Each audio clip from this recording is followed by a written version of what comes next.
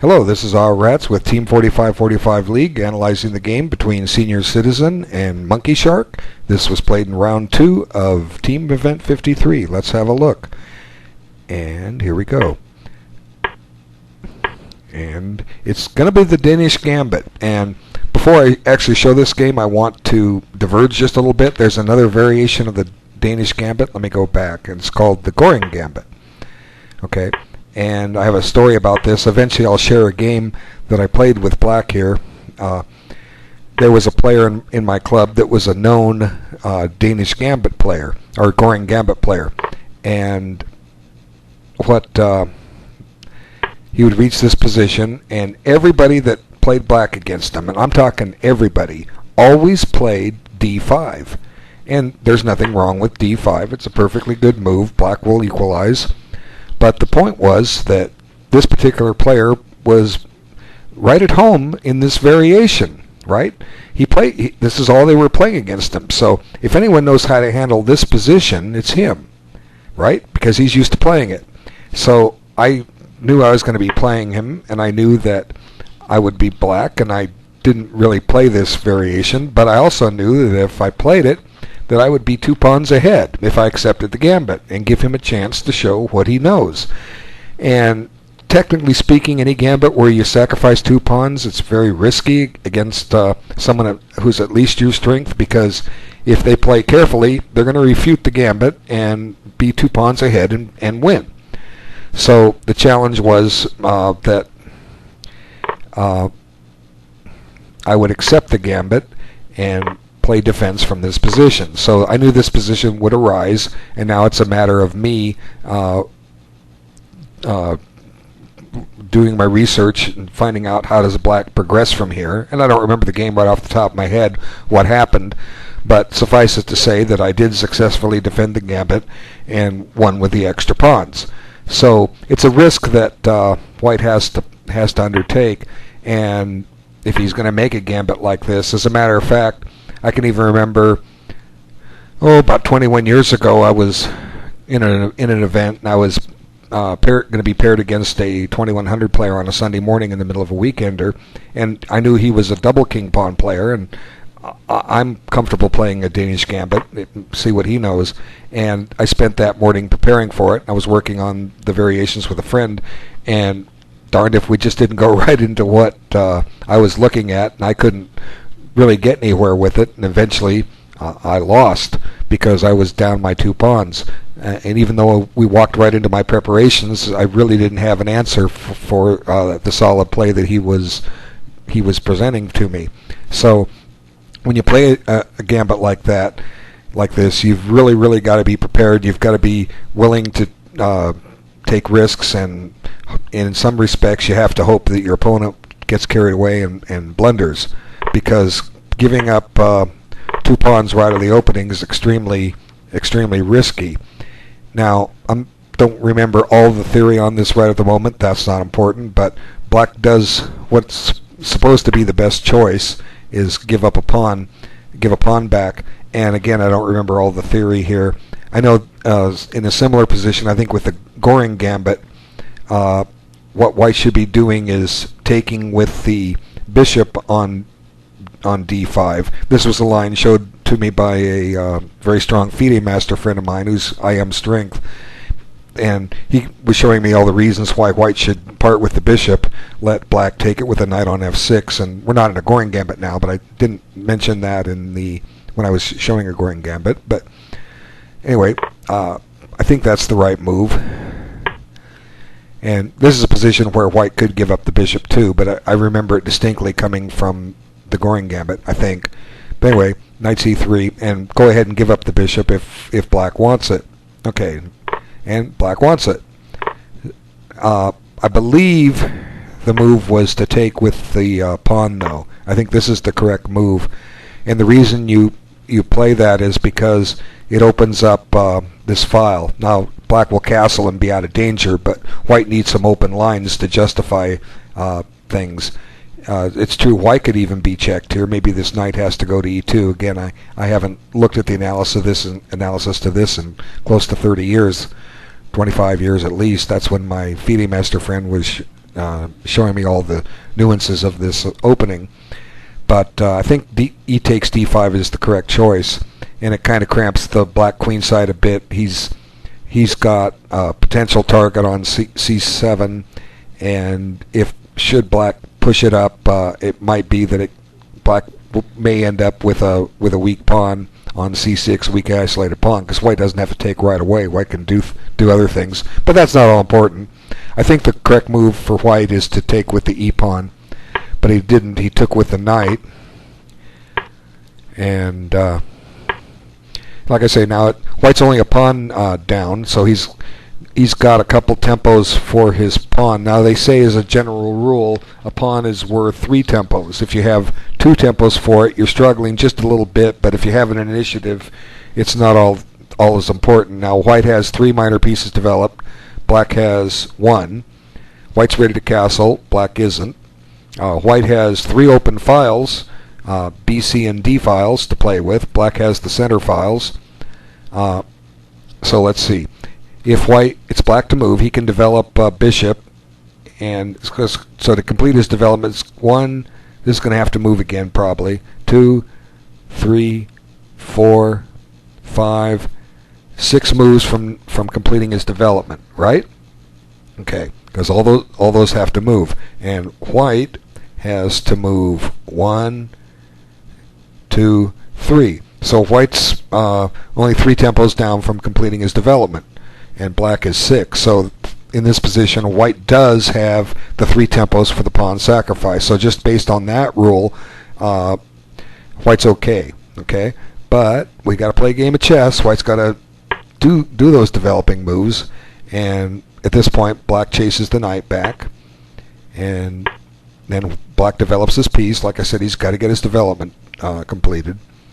And white castles, he's got to do the same, and black castles, and let's reevaluate it. White has 2 moves to complete his development. There they are.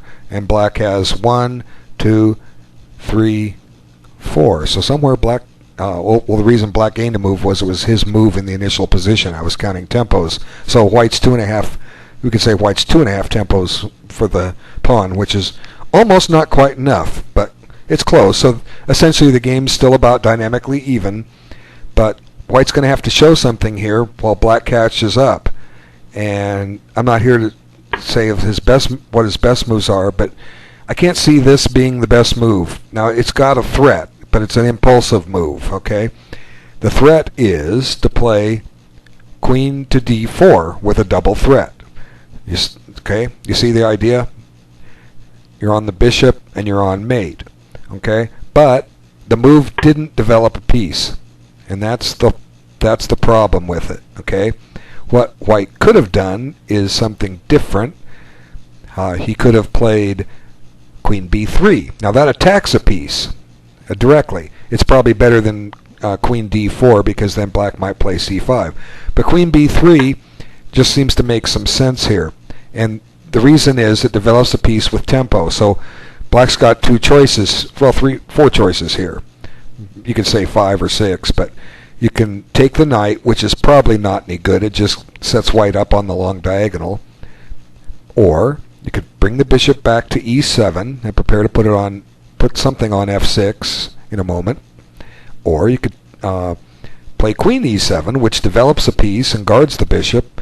Objectively, you could even play queen b6 or queen a5. And if you really wanted to be particular, you can guard the bishop with a5 or c5. Now, I would suspect the latter 2 moves aren't the best, but of all the other choices, those are some very interesting candidate moves for black to consider. And again, white's basically got an even game, or close to it. He's got a 2.5 tempo advantage. But queen b3 just follows the spirit of this opening.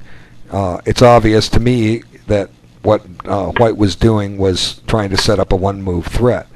And these things are nice, but it's black's move. He's got a chance to deal with that, and there's many, many ways to deal with that. You might want to pause the video, and now that you know what the threat is, how would you defend it?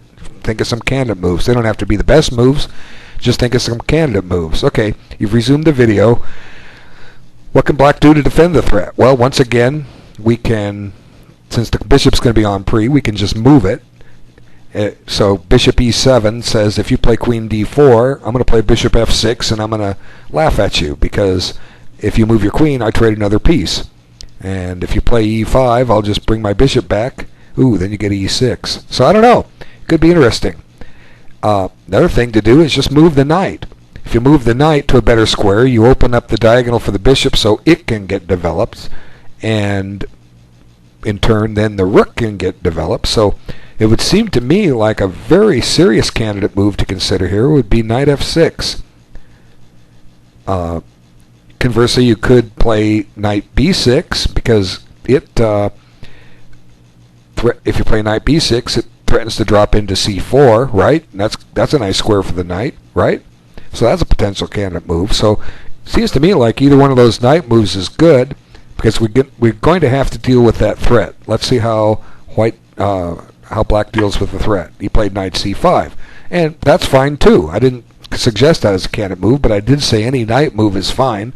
And the reason that move is fine is because it attacks a pawn on e4, and it threatens to trade queens. And if the queens come off, white doesn't have as many winning chances, right? He's down a pawn, and he's going to have to find a way to win it back to get an equal game, right?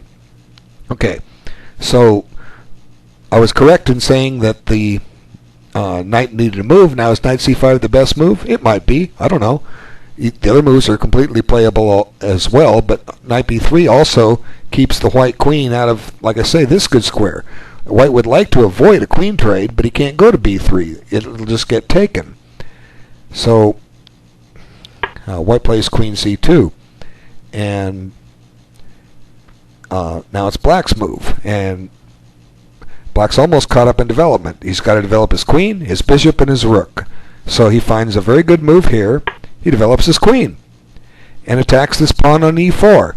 Now, white had illusions of a quick checkmate, and now he's more or less forced to trade queens, because how does he avoid a queen trade? Queen c1 just looks plain awful. You drop the knight on e2, right?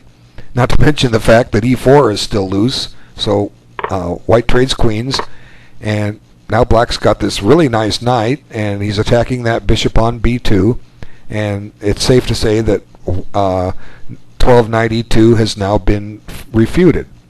Okay, so white shouldn't probably be trading off pieces. He needs to keep them on the board. He should play probably bishop d4 here. The reason is it keeps an eye on a7, and at some point black may have to deal with that, stop and spend a move to deal with that.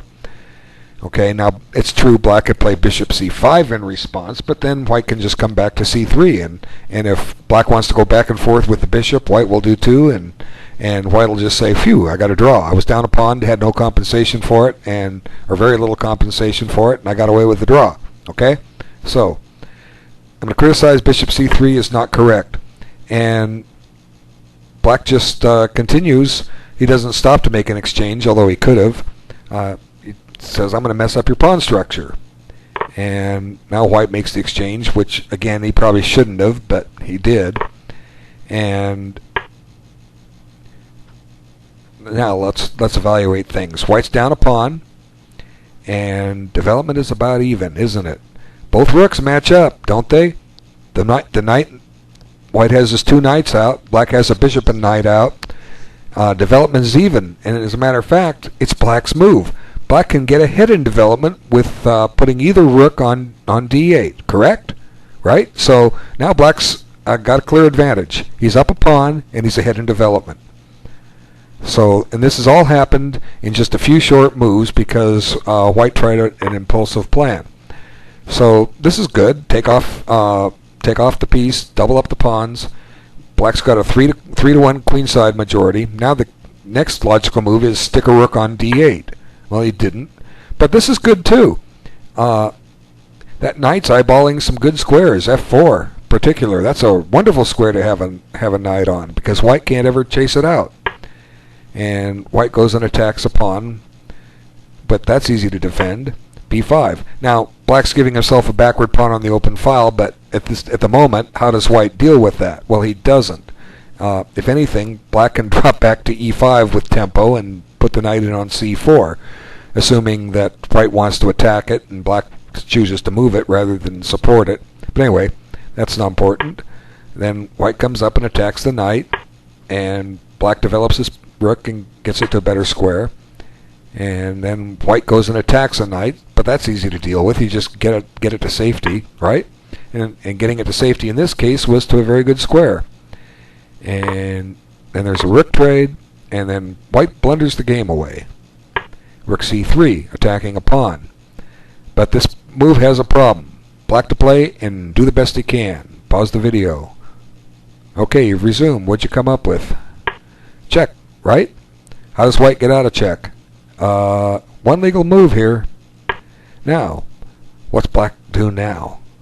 You can see it. It's an easy one. Knight e2 check. Winning the rook, and white resigns. Very nice play, Monkey Shark. Senior citizen, you had some chances here to keep this game going. Keep playing the Danish Gambit. Take some of my advice to heart, and you'll do better with it next time. And I thank everyone for their time, and we'll see you next game. Take care.